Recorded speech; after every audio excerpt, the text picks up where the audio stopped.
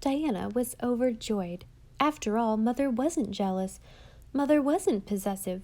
Mother did understand.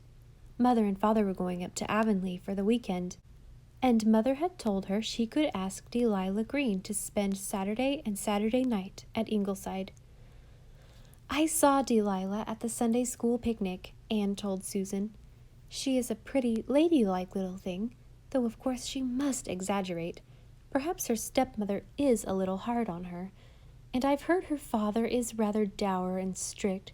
She probably has some grievances, and likes to dramatize them by way of getting sympathy." Susan was a bit dubious. "But at least anyone living in Laura Green's house will be clean," she reflected. Fine-tooth combs did not enter into this question. Diana was full of plans for Delilah's entertainment. "Can we have a roast chicken, Susan, with lots of stuffing, and pie? You don't know how that poor child longs to taste pie. They never have pies. Her stepmother is too mean." Susan was very nice about it. Jem and Nan had gone to Avonlea, and Walter was down at the House of Dreams with Kenneth Ford. There was nothing to cast a shadow on Delilah's visit, and it certainly seemed to go off very well. Delilah arrived Saturday morning, very nicely dressed in pink muslin. At least the stepmother seemed to do her well in the matter of clothes. And she had, as Susan saw at a glance, irreproachable ears and nails. "This is the day of my life," she said solemnly to Diana. "My, what a grand house this is! And them's the china dogs! Oh, they're wonderful!" Everything was wonderful. Delilah worked the poor word to death. She helped Diana set the table for dinner and picked the little glass basket full of pink sweet peas for a centerpiece. "Oh, you don't know how I love to do something just because I like to do it," she told Diana. "Isn't there anything else I can do? Please?" "You can crack the nuts for the cake I'm going to make this afternoon," said Susan, who was herself falling under the spell of Delilah's beauty and voice. After all, perhaps Laura Green was a Tartar. You couldn't always go by what people seemed like in public. Delilah's plate was heaped with chicken and stuffing and gravy, and she got a second piece of pie without hinting for it. "I've often wondered what it would be like to have all you could eat for once. It is a wonderful sensation," she told Diana as they left the table. They had a gay afternoon. Susan had given Diana a box of candy, and Diana shared it with Delilah. Delilah admired one of Di's dolls, and Di gave it to her. They cleaned out the pansy bed and dug up a few stray dandelions that had invaded the lawn. They helped Susan polish the silver and assisted her to get supper. Delilah was so efficient and tidy that Susan capitulated completely. Only two things marred the afternoon. Delilah contrived to spatter her dress with ink, and she lost her pearl bead necklace. But Susan took the ink out nicely, some of the color coming out too, with salts of lemon, and Delilah said it didn't matter about the necklace. Nothing mattered except that she was at Ingleside with her dearest Diana. "Aren't we going to sleep in the spare room bed?" asked Diana when bedtime came. "We always put company in the spare room, Susan." "Your Aunt Diana is coming with your father and mother tomorrow night," said Susan. "The spare room has been made up for her. And you can have the shrimp on your own bed, and you couldn't have him in the spare room." "My, but your sheets smell nice," said Delilah as they snuggled down. "Susan always boils them with orris root," said Diana. Delilah sighed. "I wonder if you know what a lucky girl you are, Diana.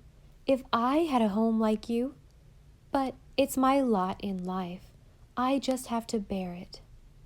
Susan, on her nightly round of the house before retiring, came in and told them to stop chattering and go to sleep. She gave them 2 maple sugar buns apiece. "I can never forget your kindness, Miss Baker," said Delilah, her voice quivering with emotion. Susan went to her bed reflecting that a nicer-mannered, more appealing little girl she had never seen. Certainly she had misjudged Delilah Green, though at that moment it occurred to Susan that, for a child who never got enough to eat, the bones of the said Delilah Green were very well covered. Delilah went home the next afternoon, and Mother and Father and Aunt Diana came at night. On Monday the bolt fell from the proverbial blue. Diana, returning to school at the noon hour, caught her own name as she entered the school porch. Inside the schoolroom, Delilah Green was the center of a group of curious girls. I was so disappointed in Ingleside. After the way Di has bragged about her house, I expected a mansion. Of course, it's big enough, but some of the furniture is shabby. The chairs want to be recovered the worst way. "Did you see the china dogs?" asked Bessie Palmer. "They're nothing wonderful. They haven't even got hair. I told Diana right on the spot I was disappointed." Diana was standing rooted to the ground, or at least to the porch floor. She did not think about eavesdropping. She was simply too dumbfounded to move. "I'm sorry for Diana," went on Delilah. "The way her parents neglect their family is something scandalous. Her mother is an awful gadabout. The way she goes off and leaves them young ones is terrible with only that old Susan to look after them. And she's half cracked. She'll land them all in the poorhouse yet. The waste that goes on in her kitchen you wouldn't believe. The doctor's wife is too gay and lazy to cook even when she is home, so Susan has it all her own way. She was going to give us our meals in the kitchen, but I just up and said to her, 'Am I company or am I not?' Susan said if I gave her any sass, she'd shut me up in the back closet. I said, 'You don't dare to,' and she didn't. 'You can overcrow the Ingleside children, Susan Baker, but you can't overcrow me,' I said to her. Oh, I tell you, I stood up to Susan. I wouldn't let her give Rilla soothing syrup. 'Don't you know it's poison to children?' I said. She took it out on me at meals, though. The mean little helpings she gives you. There was chicken, but I only got the Pope's nose, and nobody even asked me to take the second piece of pie. But Susan would have let me sleep in the spare room, though, and Di wouldn't hear to it, just out of pure meanness. She's so jealous. But still, I'm sorry for her. She told me Nan pinches her something scandalous. Her arms are black and blue. We slept in her room, and a mangy old tomcat was lying on the foot of the bed all night. It wasn't hygienic, and I told Di so. And my pearl necklace disappeared. Of course, I'm not saying Susan took it. I believe she's honest, but it's funny. And Shirley threw an ink bottle at me. It ruined my dress, but I don't care. Ma'll have to get me a new one. Well, anyway, I dug up all the dandelions out of their lawn for them and polished up the silver. You should have seen it. I don't know when it has been cleaned before. I tell you, Susan takes it easy when the doctor's wife's away.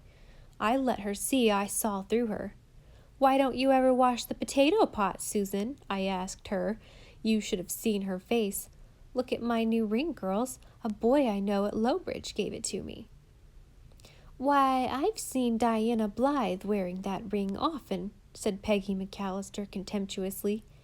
'And I don't believe one single word you've been saying about Ingleside, Delilah Green,' said Laura Carr. Before Delilah could reply, Diana, who had recovered her powers of locomotion and speech, dashed into the schoolroom. 'Judas,' she said. Afterwards she thought repentantly that it had not been a very ladylike thing to say. But she had been stung to the heart, and when your feelings are all stirred up, you can't pick and choose your words. 'I ain't Judas,' muttered Delilah, flushing, probably for the first time in her life.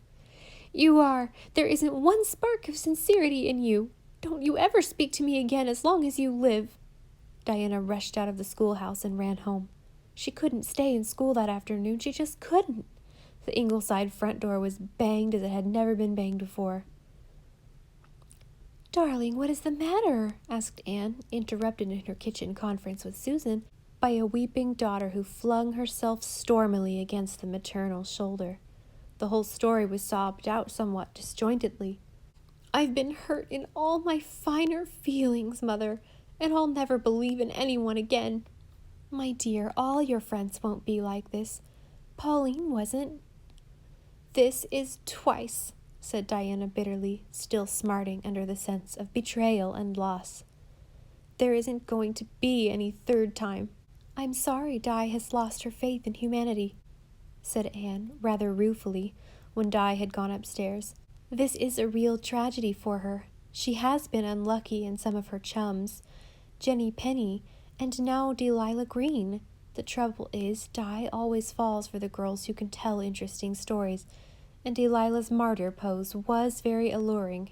If you ask me, Mrs. Dr. dear, that Green child is a perfect minx," said Susan, all the more implacably because she had been so neatly fooled herself by Delilah's eyes and manners. "The idea of her calling our cats mangy! I am not saying that there are not such things as tomcats, Mrs. Dr. dear, but little girls should not talk of them. I am no lover of cats, but the shrimp is 7 years old and should at least be respected. And as for my potato pot—" But Susan really couldn't express her feelings about the potato pot. In her own room, Di was reflecting that perhaps it was not too late to be best friends with Laura Carr, after all. Laura was true, even if she wasn't very exciting. Di sighed. Some color had gone out of life with her belief in Delilah's piteous lot.